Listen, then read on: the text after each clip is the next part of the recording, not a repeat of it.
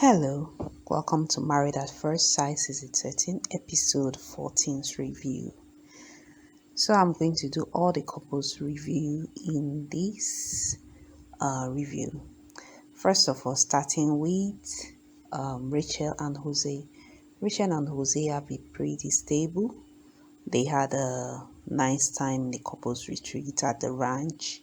The ranch was having 6 bedrooms for the 5 couples, and at the end of the day, Bao and Johnny slept in separate rooms because Johnny said he was trying to avoid confrontation with Bao. Then, Brett and Ryan also slept in different rooms. Ryan ended up sleeping in the couch of the living room area of the ranch, while Johnny got the other room. Ryan did Ryan suggested sleeping in the same room with Brett, but Brett feeling that was awkward, which indeed it was, as Zack pointed out in Unfiltered. What's the difference? Okay, not Unfiltered. Later on, they like, what is the difference of you sleeping in separate in the same room here when you are not sleeping in the same room in your apartment? So that was a good point out. When then Brett made the same comment to Ryan, Ryan was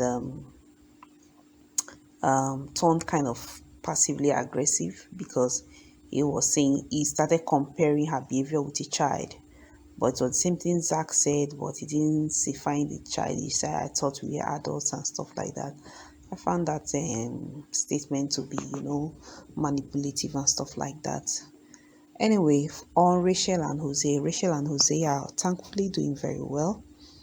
They played a game, and most people, including Rachael, said that they expect that they'll be the first to have a child.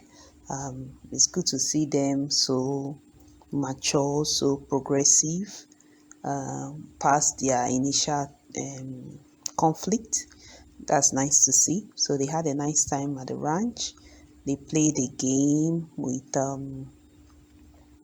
Zack and Michaela and won. So it was nice. Rachael and Jose are doing very well. Interesting couple. And I wish them that they grow better. Human beings are perfect when they are able to align. That is what to me perfection is. The ability of two human beings to align irrespective of their perceived faults. That's just it. So next couple I'll go into are going to be Ryan and Brett, since I already started talking about them. Including, apart from what we've already said about them, at the retreat, it was a bit tense when Brett kind of got defensive when when Ryan got defensive when Brett tried to engage him in some more intense conversation from the car. It was funny seeing the way Ryan was looking like somebody that was trying to escape from the situation. That was what I thought anyway. And then they got to the ranch, and Ryan, as we've said, ended up sleeping in the couch, and it was okay. I didn't like his statement of trying to, suggest that Brett was being childish or immature in her conversation. I think she did very well. He was just, undermining her conversation and her interaction skills by using that word. I thought we were mature. No, that's very wrong. To me anyway. So that's it on them. I don't think any other thing happened concerning them. Nope. Next week we will see the much highlighted, hopefully we'll see the much highlighted conversation about Brett's friend telling her that she saw Ryan in one of the dating apps. Next couple we'll be talking about will be Bao and Johnny. Bao and Johnny, as I already said from the last comments that Johnny is just trying to avoid any kind of conflict with Bao. So I think at this point, Johnny has already checked out. And as I said, I believe Johnny knows what Bao is doing, and he himself is trying to preserve his own reputation. At this point, he doesn't see a marriage, so he's just trying to, okay, I'm not going to go on national television and have this woman portray me as something I'm not, and portray herself to be something she's not to me. So I want us to go out as friends. I want this to be a clean break. I don't want my family to say I did bad. I don't want the national audience to say I did bad. So Johnny at this point has kind of given up on the marriage. And Bao is still there being petty. That's what I think. She was being petty. And Johnny is not a perfect person. Bao is not a perfect person. But as I said, to me, perfection is two people aligning their characteristics together to make things work. That is what perfection is to me. So, Bao, when she called Johnny the drama queen, if you look carefully, you see the way the other people reacted. They did not go with it. They just like, it was odd. She was trying to get a reaction out of Johnny. That's just the truth. That's what I think. Because at the start of the this episode, she was saying she's not happy with Johnny. They got to the round. Johnny said he's going to sleep in a separate room. She's not happy with Johnny. I mean, she's not excited to be there with Johnny, and you are sleeping in a separate room. You are blaming Johnny. Whatever Johnny does at this point, Bao is going to blame him for it. She's going to complain. She's going to try, and that's just what it is. So Johnny is removing himself from the situation, however right or wrong it is. And Bao is still trying to, show Johnny's fault. And the lone wolf cry continues. That is just what it is. To me, anyway. So that's it. I'm glad to see that Johnny has been trying to keep his promise to Dr. Pepple of not saying anything negative to Bao or saying anything undermining. Even when, you see, Bao tried to rile him a lot of time during this episode, but he held himself. Good for him. Next couple, is there anything I missed on them? No, I don't think so. Next couple, oh yes, I must say, when Michaela and Zack were having that issue and Bao picked from her room. Personally, I think Bao was really enjoying the drama. I don't blame her. I think there's a part of human beings I just love to watch other people fight, especially when you're in a sad situation. People always want it to be that somebody have it worse than you. It's a bad habit. You really need to consciously fight against that love, that enjoyment, you understand? So I felt I saw her, kind of smiling when she was looking from the door. Because there's this, even, was it, which of the couple said that? Was it Bao or Brett? Said that she's glad to see that they are not the only ones in their marriage having problem. So it's just like that comfort of, oh, it's not so bad, it's not so bad. Even though we're having problems, it's not just us. Things like that. Okay, I think it was Brett that said that. Something like that anyway. I'm paraphrasing. So I think she was enjoying the fight way too much anyway.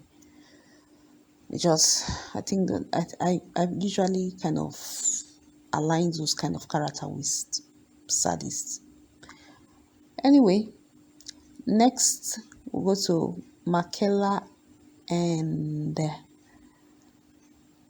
Zack. Michaela and Zack, they got to the ranch. On the way they stopped over and Michaela played with some of the goats. Zack revealed on Twitter that he didn't even know Michaela was going to be there until that day. Michaela and Johnny, to me, they have some kind of similarities in that they don't really say to the others, as in very negative things about their spouses, even though they have problems. Michaela is always, when you see her conversation, always optimistic about the relationship, and then Johnny just, Zack goes about being pessimistic, recounting the wrong times, that. I'm not saying that it's wrong if he wants to get out of it. However, I think that when you are splitting from people, try and be as friendly as possible, except it is something against your welfare. I don't see how being nice to Michaela is going to be a bad thing for Zack. At least I don't see it. Maybe some people see it. I don't see it. I feel like Zack is being too negative in the way he speaks to, and disrespectful in a way to me, in the way he speaks to Michaela. He's just like, oh, sometimes when people have, like, for example, in the internet, you see so many insults on Johnny. It is easy for you to go to the internet and insult Johnny and get likes, but it's not easy for you to go to the internet and speak, in Johnny's thought out defense. Not that defense as in Johnny is not perfect, but to see his point of view that are valid. The man is not stupid, he's intelligent. And when you speak about, you outline his intelligent concepts, it is harder for you to get, likes. So that's kind of intelligence to me is what Zack is working on. Michaela has obvious faults, even from the beginning. I was like, Michaela is lively, but is she supposed to be? Is she like really, really ready? I think in a way Michaela is ready, but she needs a whole lot of patience. She needs a whole lot of a kind of Gil, but not Gil kind of personality. She needs a more mature person. And she herself needs to do some work herself. It's not just meant on the man that she'll meet. Zack, knowing that, to me, that's my own opinion, Zack saying that Michaela's faults are so obvious is capitalizing us on such to, demean Michaela's image, views, and our own point of view. When Michaela and him were talking, when they got to the place where they stopped along the way, it was like, so we are sleeping in the same bed tonight. I really found that very uncomfortable, actually. I felt like it was pressurizing her for sex. That was what I felt. And Michaela gave that face. I was like, oh, okay, okay. And that evening, they were talking. They kind of smiled. They said, oh, things were working out. The next day, you see things change. What I feel anyway, this is my own opinion. I'm not saying it is. This is my own opinion. That night, Michaela was not intimate with Zack. And maybe the next day was part of the reasons why he was so quiet. Or maybe it was something else. Might not be. But I think that Michaela refused to be intimate, seeing that the relationship does not seem to be having a definite end. And obviously the night again, maybe what I think is that Michaela, Zack wanted to be intimate, and Michaela was like, where are we going in this relationship? I was like, I don't think we are going to make it. Let us, after this program divorce, and then try to see whether we can build the relationship as. And Michaela was like, no. We are not doing anything now. We are not doing anything later. I don't see, it doesn't make any sense. Which it doesn't make any sense. And you see Zack in Unfiltered, he said, oh, looking back, I think Michaela really said the right thing. Yes, she said the right thing. But maybe he's saying it because he feels that if he can, say something that is obviously true, every other thing will be accepted, because the best place to hide a lie is between two truths. That is just the truth. So, Michaela and Zack got into another heated quarrel. They played a game where they said who is the most petty. Some people say Rachael, some people say Michaela.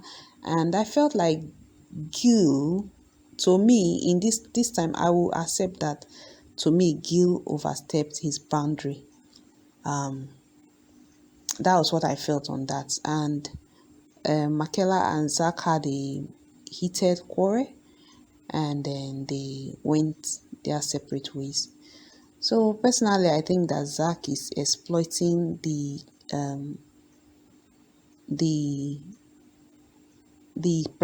perception on Michaela, and Michaela did not help herself. Doing this category 1, 2, 3, 4, 5. it's not funny. So that's my review on these first four couples.